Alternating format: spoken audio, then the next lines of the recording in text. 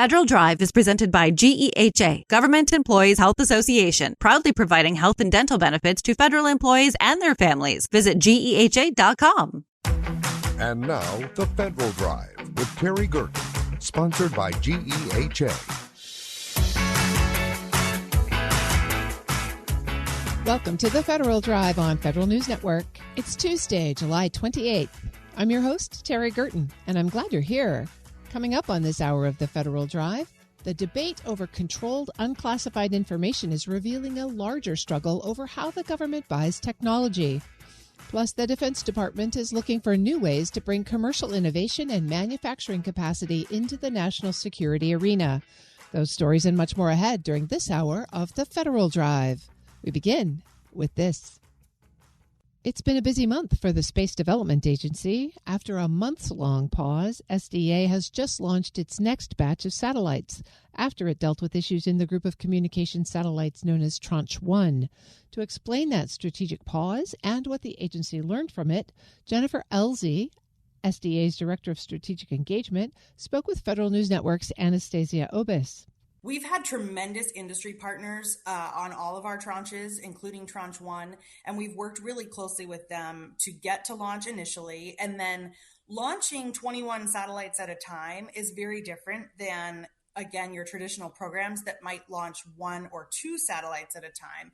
So we learned a lot of things when we started launching Tranche 1. We've done 2 launches so far, 21 satellites each. 2 different vendors, so 2 different builders of those satellites. So there are challenges that are unique to each vendor that they are learning. There are challenges that are cross-cutting about how to do test and checkout early operations on 21 satellites at a time. You're really treating them as a network. A former leader at SDA used to say, these are cattle, not pets. So you can't treat them as individuals, even though an individual satellite might have a problem that we need to work out or a challenge that we need to solve. We need to pay attention to the health of the network and the ability of the network to come online and do the operations as an architecture. And so the first 2 launches, we've learned a lot about that. We've also started working on bringing the satellites. SDA has 2 operations centers in the United States, geographically separated, but very similar in terms of their capability and setup, so that we have some redundancy there for resilience and other purposes. And so we've started working on bringing a few Tranche 1 satellites over to be operated by those operations centers. When they very, very first launch, the vendors who built them operate them initially because they know those satellites best. So when they first launch, the vendors operate them, get them turned on, start checking out the payloads, start moving them to the right orbit, et cetera. So they do the initial test and checkout pieces in close coordination with us. And then ultimately the satellites will transfer over to our operations center, which will operate the whole constellation or architecture from those ops centers. So we're in the midst of that process with the first 2 launches of Tranche 1. And now we've taken a strategic pause between those first 2 launches. We learned a lot. There were some challenges that we knew we could address, a few things on the ground to improve that test and checkout process, to ensure that once we launch, we get toward operations more quickly for our upcoming Tranche 1 launches. So we took a pause, addressed a number of challenges on the ground that we could, including some hardware and some software, to ensure that for these upcoming launches for Tranche 1, they will it'll be a smoother and faster process to get from launch toward operations. We still have several Tranche 1 launches coming. All told, there will be 10 launches to get all of Tranche 1 on orbit. So we will continue learning lessons. We're confident. We have 2 vendors from Tranche 1 who've not yet launched, Northrop Grumman and L3 Harris. Northrop built both some data transport satellites and some missile warning, missile tracking satellites, and L3 Harris built some missile warning, missile tracking satellites. So we will learn lessons, we're sure, over those launches with new vendors and different satellite configurations and types, et cetera. But we are optimistic that going forward, we'll be able to move much more quickly from launch through test and checkout, orbit raising, and then into early ops and transferring to that operations center. Could you talk a little bit more to those software issues to the extent that you can? Yeah, that's certainly not my technical area of expertise, but I think when many people think about satellites, they really think about the hardware. But when you're talking about an architecture of hundreds of satellites, both the flight software to operate the satellites is incredibly important, especially in low Earth orbit. We are not in what I would call the most congested area of low Earth orbit, but the ability to operate the satellites for maneuver, anti-collision, those sorts of things are very important.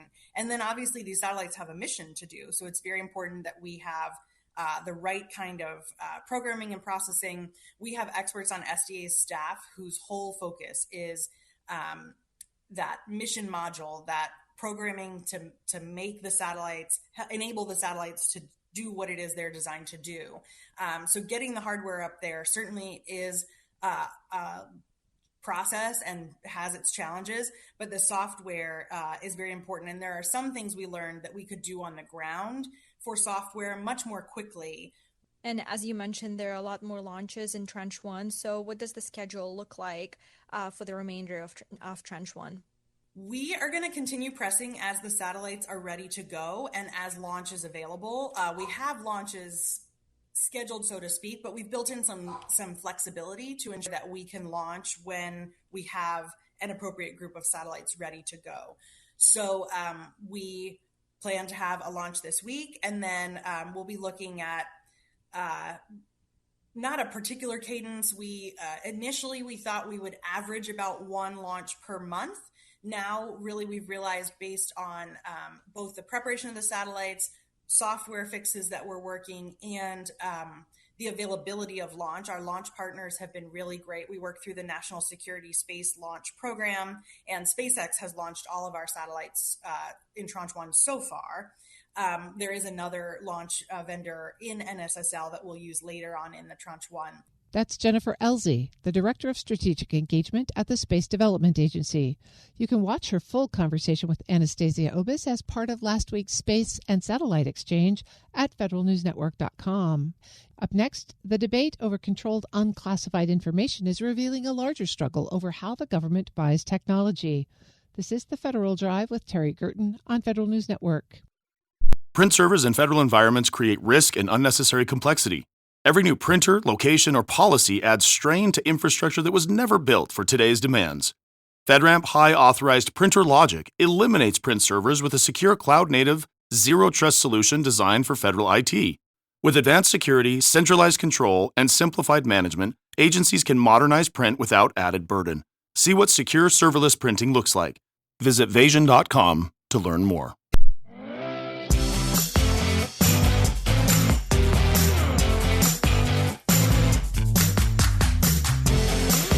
Welcome back to the Federal Drive with Terry Gerton on Federal News Network.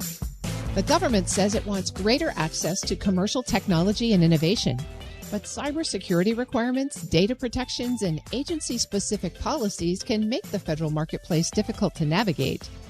Joining me to discuss that balancing act is Senior Fellow at the George Mason University Baroni Center for Government Contracting and former GSA Administrator, Emily Murphy.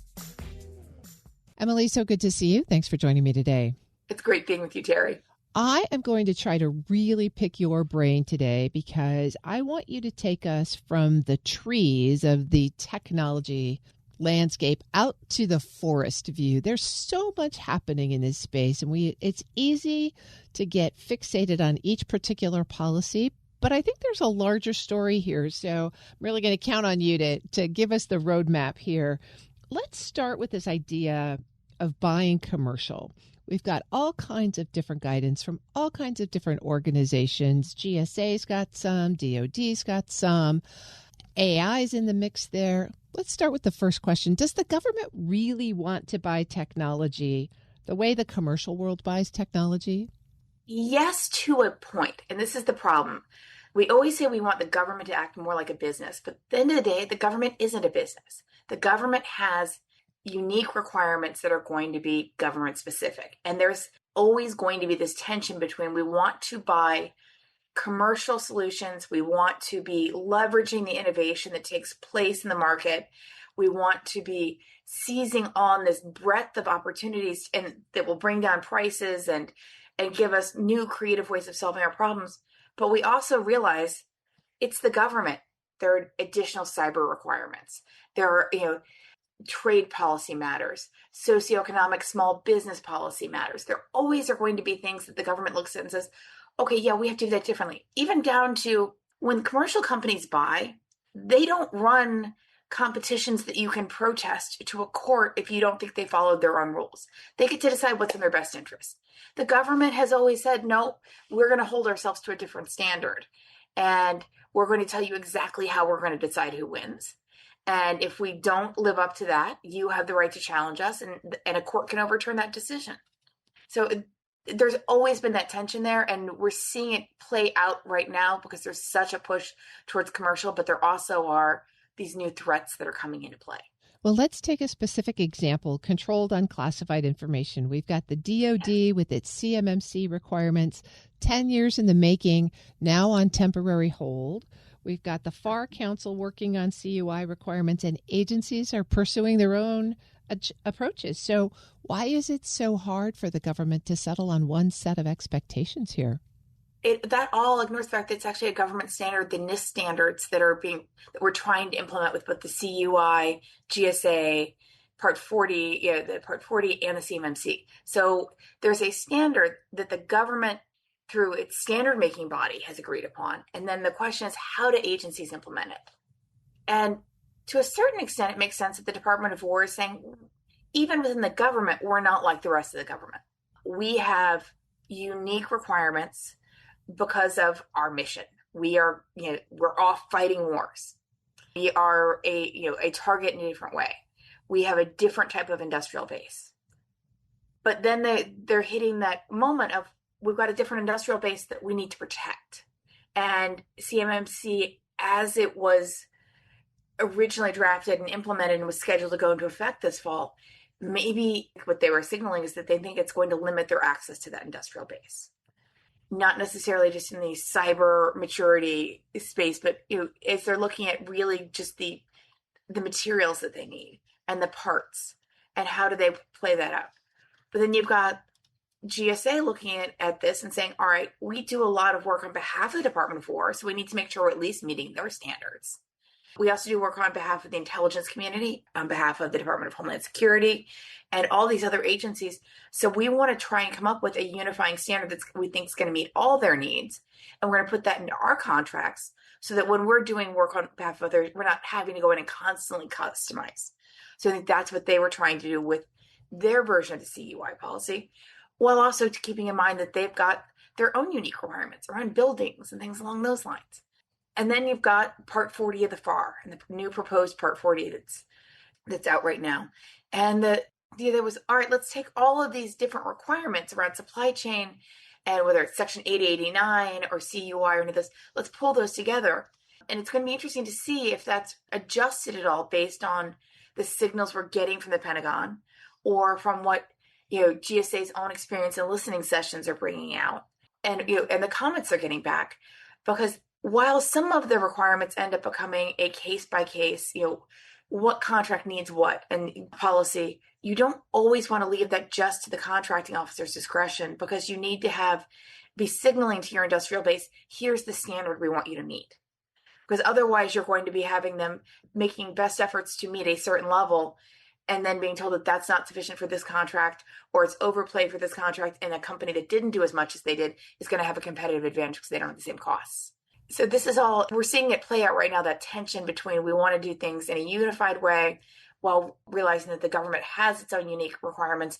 And even within the government, the requirements are not always going to be unified. Emily Murphy is Senior Fellow at the George Mason University Baroni Center for Government Contracting. Emily, let's take that to the commercial providers right now. If you're running a commercial tech company, what's that experience like? How are you trying to figure out how to navigate all of these rules that are constantly changing? So if I'm a commercial company that hasn't been doing business in the government space right now, you'd have to convince me pretty hard to do something other than working through like a CSO, a commercial solutions opening, or something that gives me a little bit more protection against these changing requirements. Otherwise, I'd be saying, wait a second here. As I evaluate this market, you're changing the rules on me day to day. I need to pause and make sure that this is the right thing for my company. Now, that's not going to be good for the government, because that's going to mean the government's going to be lagging behind the technology that they could actually access. But it also it sort of shows us why the government has the problem it has now, where it says that the government's quick to complain that the companies it does business with are very bureaucratic and they've set themselves up in these ways, and but they've set themselves up the way the government's asked them to set themselves up. I always use Cass as the example. No company ever said, let me come up with a new accounting system just because I think it'll be fun. They did it because the government asked them to do it, and that adds cost. And then the government comes back and says, well, that added cost. You cost more than your commercial counterparts. Well, sure enough, they do, because they did exactly what the government asked them to do. So if I'm a commercial company right now who hasn't been doing work in the government space, I'm probably thinking twice about it. If I'm a newer company in that government space, I'm probably pushing back pretty hard because I've just made an investment and I'm being told that investment needs to change again. If I'm a traditional company that's done business in the government before, I'm concerned because I want to make sure that I understand how I'm going to be asked to change, but I'm also probably more prepared for those changes to be coming, and more concerned that are the changes going to come in a way that it boxes me out because I've done what the government's asked me to do in the past.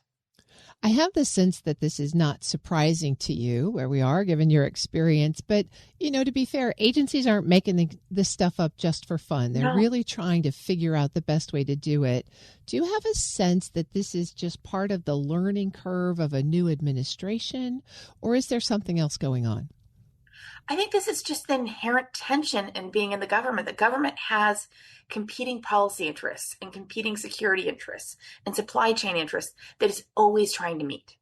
And I'll use small business as an example, because we've had small business going now and small business programs since the 1950s. And it still remains a tension of, do we want the broadest amount of competition where we let everyone compete for something? Or do we think that there's a case for setting things aside for small business and limiting the competition so we grow part of our industrial base? So we've always had these tensions in there. And we see that playing out now, which when we talk about things like the role of the 8A company or of women-owned small businesses or service-disabled veteran-owned small businesses. So that has always played out in the government space. The instances we're seeing play out now around cybersecurity, AI policy. Some of this is new, some of it's not. I still remember the old Y2K provisions we put in government contracts 20, 30 years ago to try and get government contractors ready for Y2K. And then we had to take those out because we then left those provisions in. So we were continuing to require companies to be prepared for Y2K after Y2K.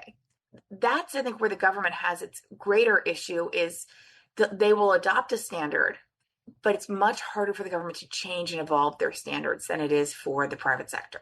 And it's much harder for them. They're trying to meet both a national security interest, an industrial base economic interest, and we've just got to get something purchased so that we can get something done interest with all of their purchasing. So they've got different competing interests, and there's a constant tension as they try to reconcile those. Do you have the feeling that this instability, especially in the tech space, is just the new normal given the rate of change of technology and the difficulty of finding an enduring standard? I think some of it is because we're in the cusp of such a transformation in the space of AI, the president's executive order on quantum, and how fast we're going to be transitioning to quantum. So I think that the constant in this is going to be change. I think that's a great spot to leave this conversation. Emily Murphy, a senior fellow with the George Mason University Baroni Center for Government Contracting and a former GSA administrator. Emily, thanks as always for your insights here. Thank you, Terry. It's wonderful always getting a chance to talk to you. We'll post this interview at federalnewsnetwork.com/Federal Drive. Subscribe to the Federal Drive wherever you get your podcasts. Still to come, military leaders are drawing new lessons from conflicts in Ukraine, the Middle East, and beyond. And those lessons are reshaping what they expect from industry and how quickly new capabilities need to reach the field. But first, the Defense Department is looking for new ways to bring commercial innovation and manufacturing capacity into the national security arena. You're listening to the Federal Drive with Terry Gerton on Federal News Network.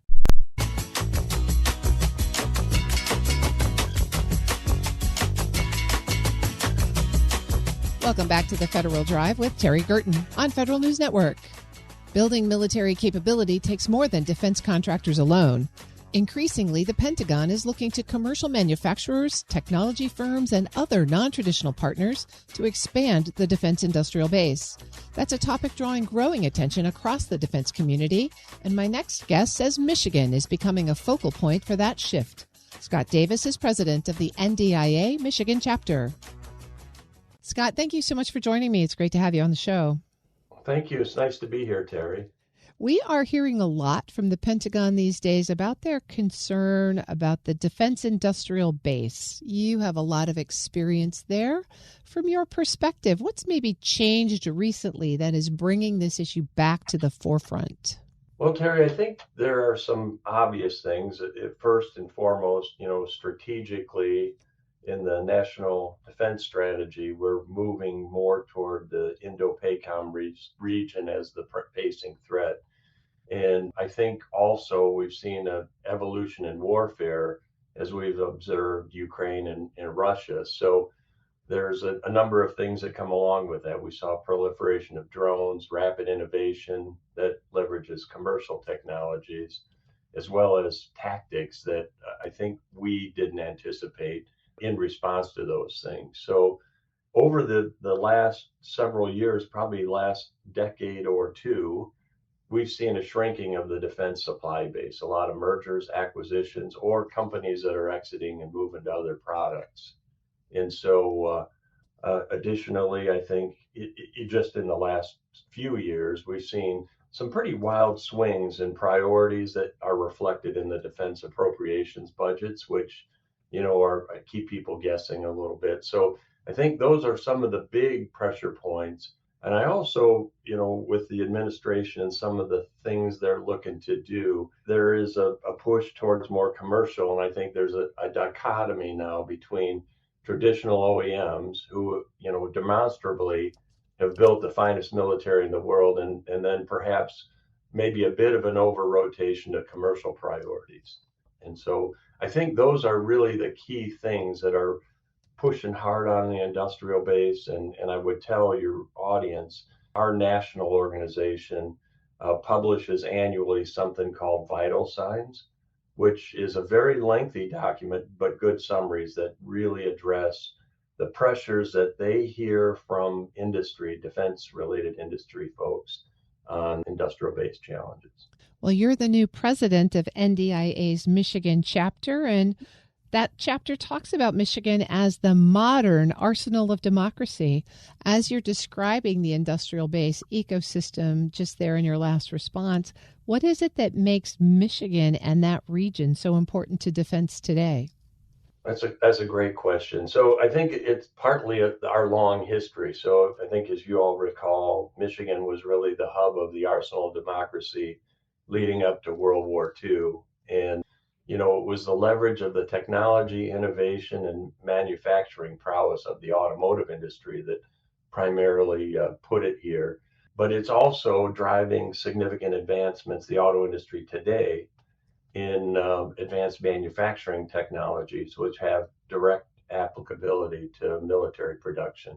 And, just if you think about Michigan, a lot of times we think about just ground, and ground is still a significant component, and primarily because it has the similarities with the auto industry and the technologies and manufacturing that they do.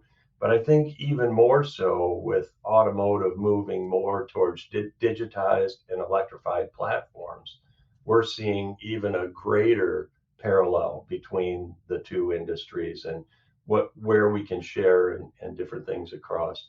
But I would be remiss, because one of the things as the new NDIA president, a lot of it is to our industry, follow the money. And I think, as we all know, ground has shifted in investment down a bit to space and aerospace and maritime.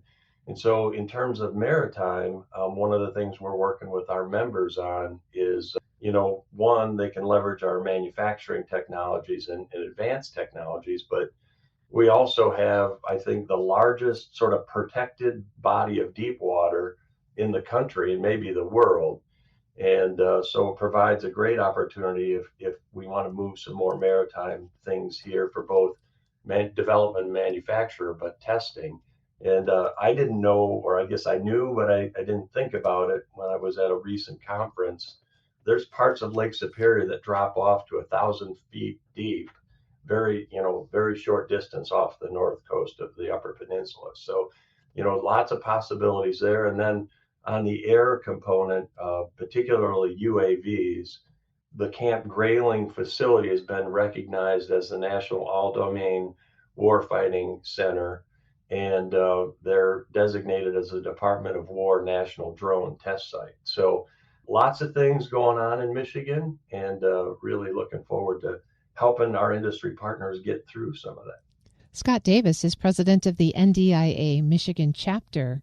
Scott, you were talking there about the automotive manufacturing world in Michigan and how it might be more broadly applicable, but the commercial world there and the defense world move at very different speeds. What is the biggest obstacle to getting commercial innovation into military vehicles and logistics systems? So I really think that whole question revolves around business models. And, I tell people that aren't familiar with military is a fickle buyer. And on the ground vehicle side, the Army has historically only followed through on 60% of the projects that they say they want, but actually get into production. And so I think that's a challenge that some of the commercial side will deal with. The other thing is this differentiation between commercial business models and defense. So commercial, they use a lot of internal investment to bring products to market, but then usually don't share the IP, which the Department of Defense wants. And they target profits at above 30%. And just some examples: Anduril's at 40 to 45%, Google 30%, SpaceX 35%. And if you look at defense, historically, the government has funded that R&D, and in exchange gets all the intellectual property from those developments. And because it was they took the high risk pieces off.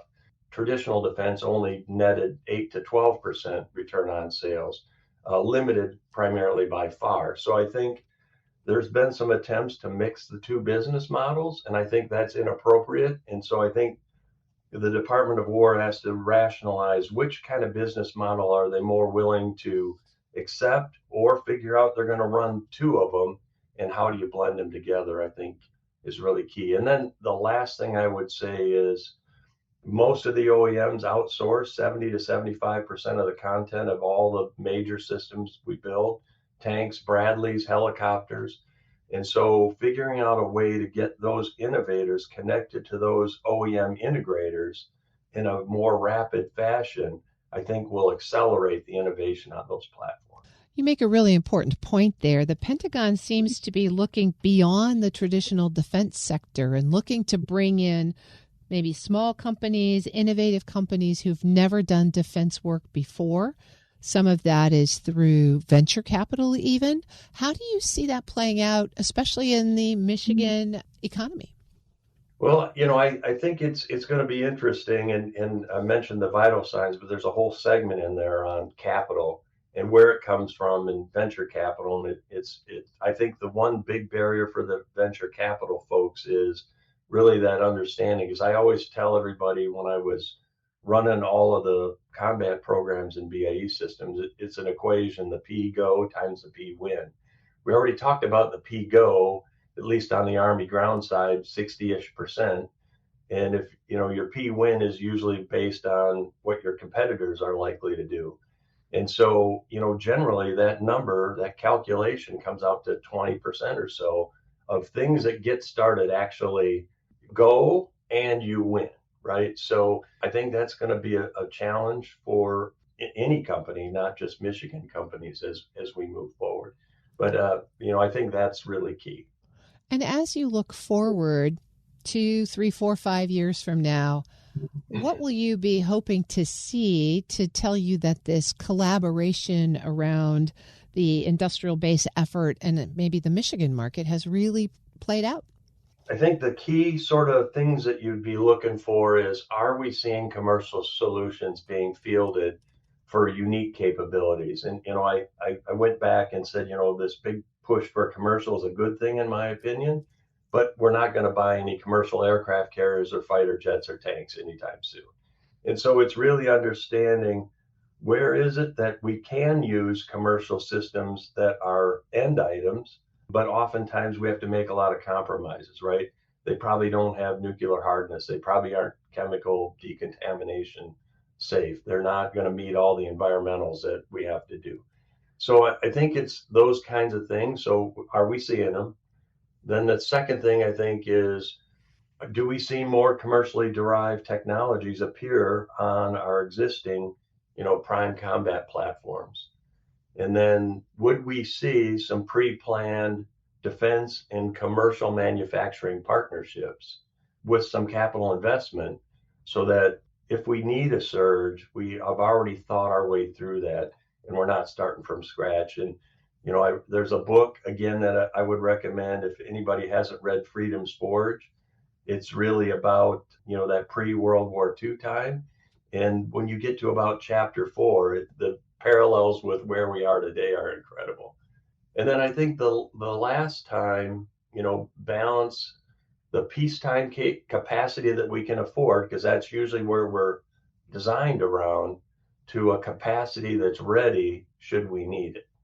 And I think that's going to take some hard discussions and capital investment to sort of create that balance. But I think that's really the keys. Scott Davis is the new president of the NDIA Michigan chapter. Scott, thanks so much for joining me, and best of luck as you begin your tenure. Thank you, Terry, and you have a great day. Thanks. We'll post this interview at federalnewsnetwork.com/Federal Drive. Subscribe to the Federal Drive wherever you get your podcasts. Coming up next, military leaders are drawing new lessons from conflicts in Ukraine, the Middle East, and beyond. And those lessons are reshaping what they expect from industry and how quickly new capabilities need to reach the field. This is the Federal Drive with Terry Gerton on Federal News Network.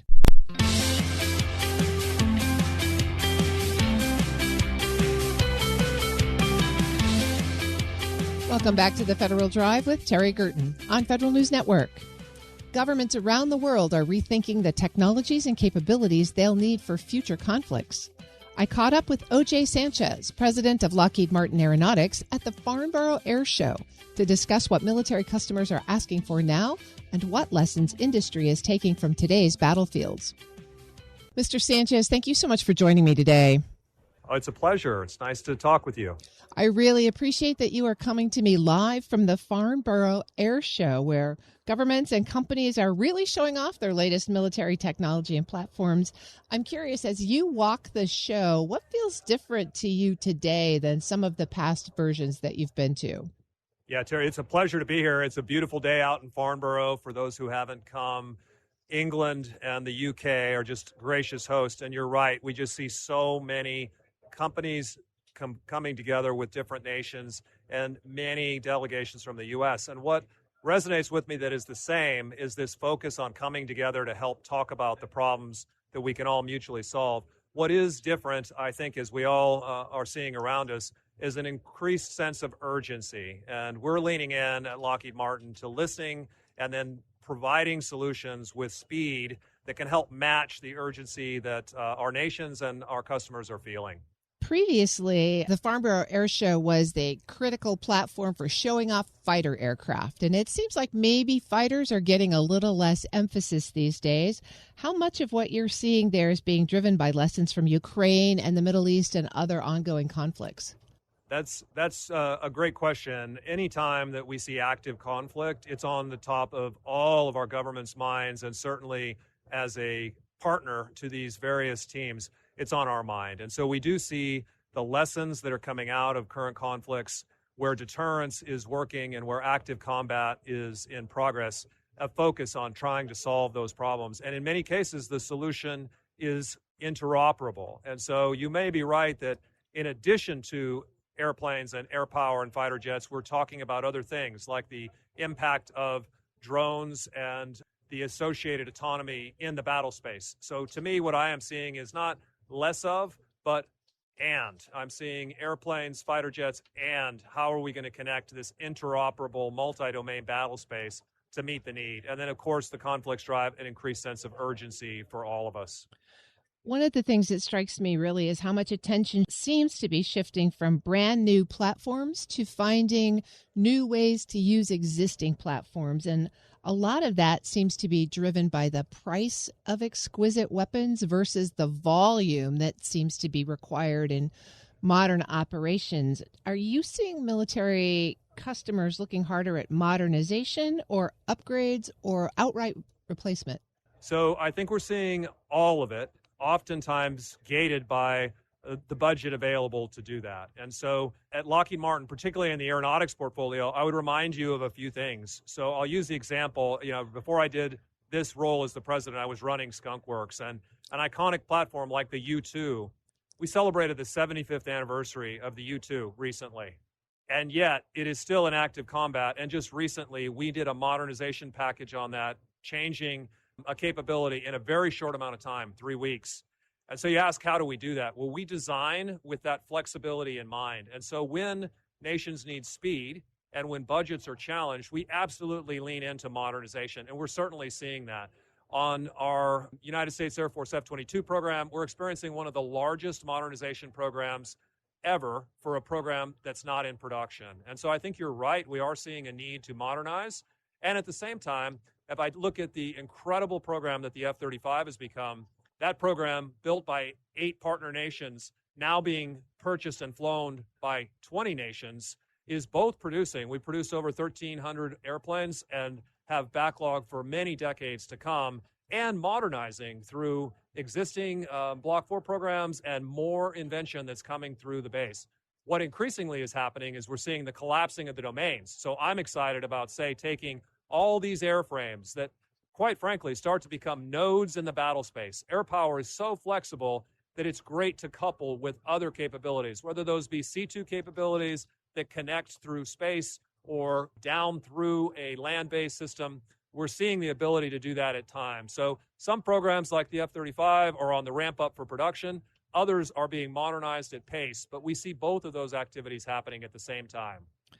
Orlando Sanchez is the president of aeronautics for Lockheed Martin Corporation. Mr. Sanchez, this air show is coming just a couple of weeks after the NATO conference in Turkey.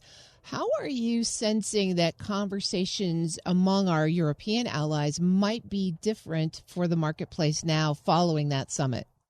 Here in Europe and amongst the NATO allies, it's clear that the threat security environment is actually reinforcing the need for allies and partners. In addition to that, the capacity that we need and the speed that we need in order to keep our nation safe and the NATO alliance strong is also demanding that we expand the industrial base, that we expand the space that we're all operating in. And so what we are seeing coming out of the NATO summit, or NATO 3.0, is a commitment to interoperability among the partner nations. So whether that be in my domain, like the F-16, that quite frankly, we're still producing over 4,600, still 600 flying in Europe, helping to provide that interoperability, and also expanding supply chains and localization. So on the F-35, for example, many may not know, we produce the F-35 in partnership with Leonardo and deliver airplanes out of Cameri, Italy. We've expanded to taking the forward fuselage into Patria out of Finland. And then, as you've seen, the incredible need for defensive and offensive missile systems, we're now expanding and announcing partnerships, whether it be with Rheinmetall on short-range tactical missiles or the center of the F-35, or looking at how we do maintenance and missile facilities for the PAC-3 system. So what we're seeing coming out of the NATO summit is a recognition that partners matter, that interoperability is an absolute necessity, and that we all need to move at pace to expand that ecosystem. And at Lockheed Martin, we're leaning into that, and that's what I'm hearing here at Farnborough.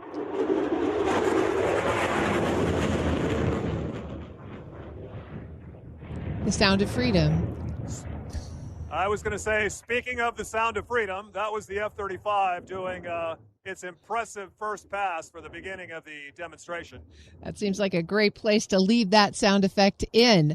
I do want to come back to what you were just talking about, though, because you were very carefully pointing out that Lockheed has production capacity kind of around the globe.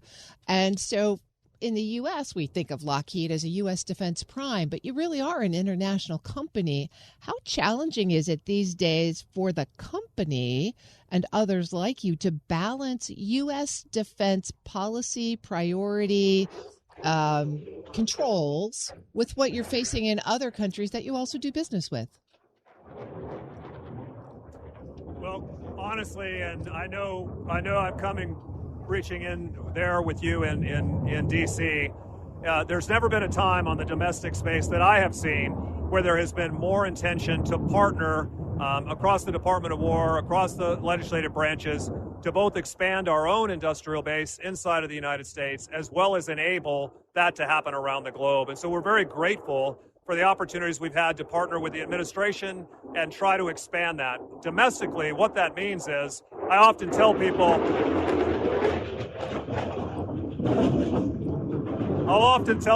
that our adversaries don't fear PowerPoint.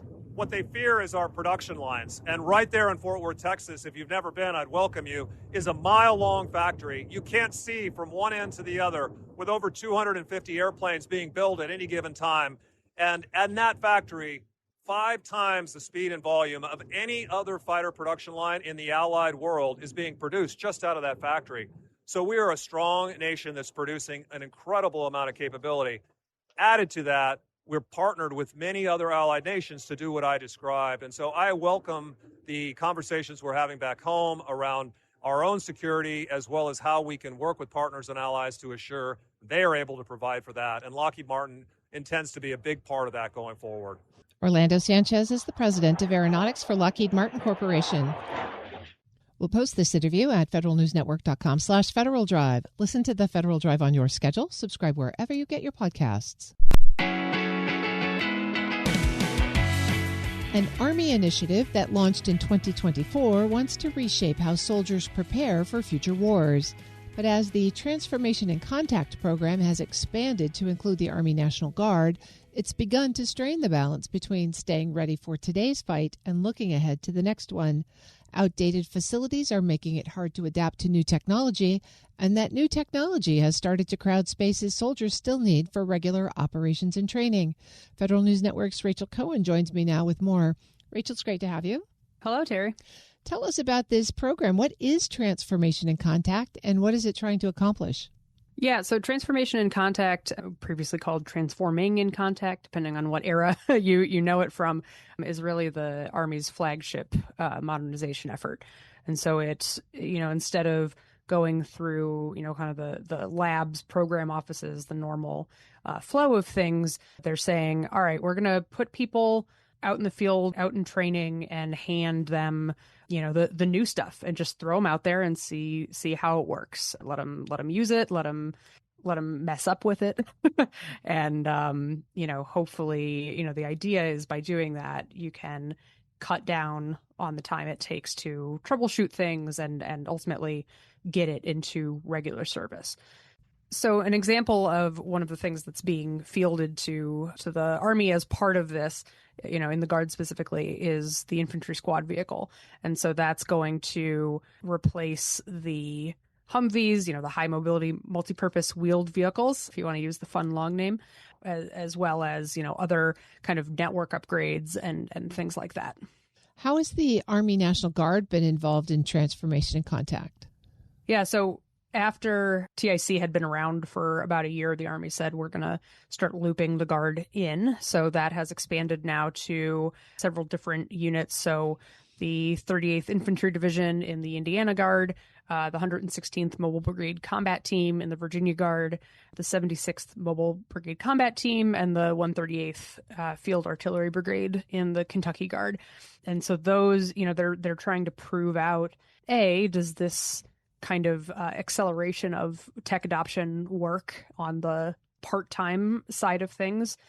And, they're seeing, do the needs differ in the Guard? What does the Guard need to make this a reality?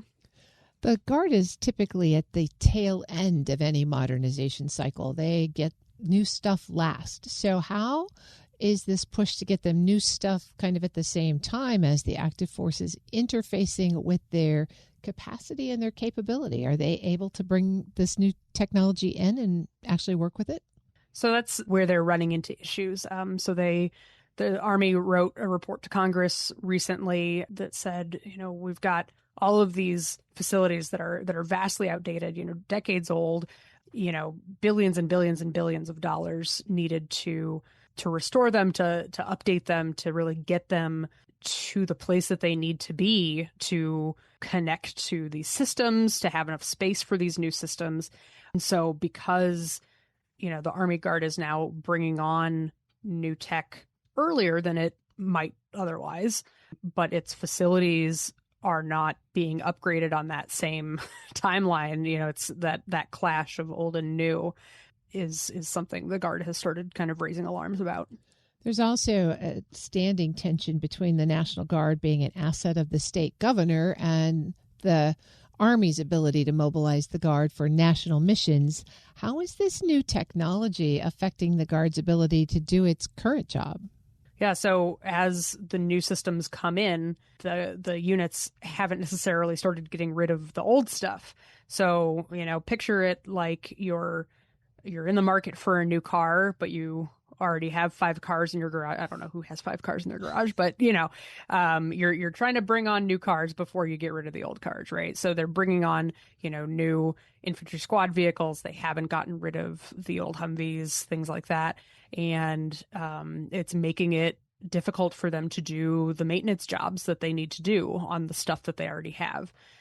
Things are not necessarily being taken care of properly because they just don't have enough sort of shelters. Things are outside when they should be inside, things like that. So it's really forced the Guard to take a look at, how do we try and balance these two things if one set of equipment isn't moving out as fast as we might need it to? Sounds like a real disconnect in process and priorities there. Is it up to the Guard to fix this and address the problem? If so, what can they do?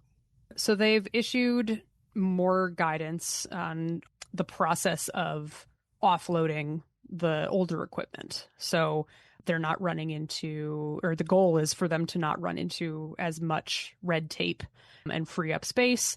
They are paying more attention to burnout among troops, who are being asked to not only, prep for current deployments, and do their, regular slew of training, but now they're also being asked to, hey, go play around with this, the latest gadget that Transformation Contact is trying out.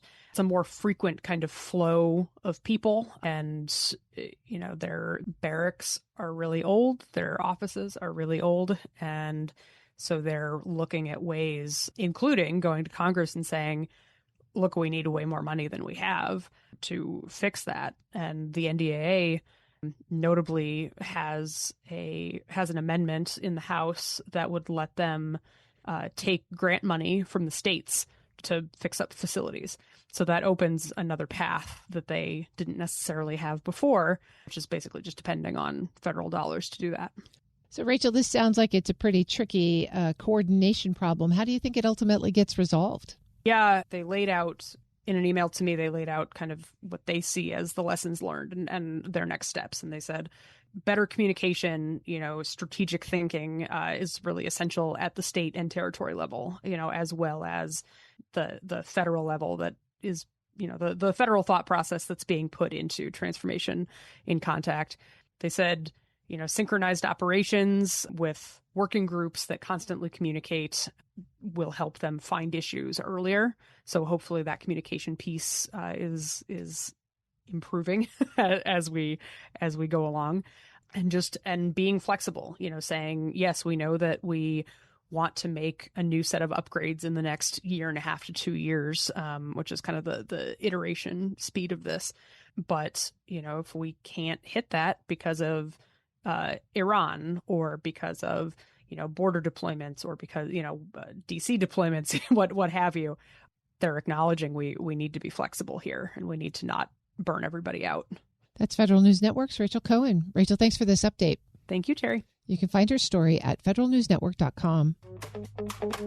The Federal Drive with Terry Gerton is produced by Eric White and Michelle Sandiford. Our web editor is Stephanie Wright. For the latest updates, stay with federalnewsnetwork.com or follow us on Facebook, YouTube, and LinkedIn. I'm Terry Gerton. Thanks for listening.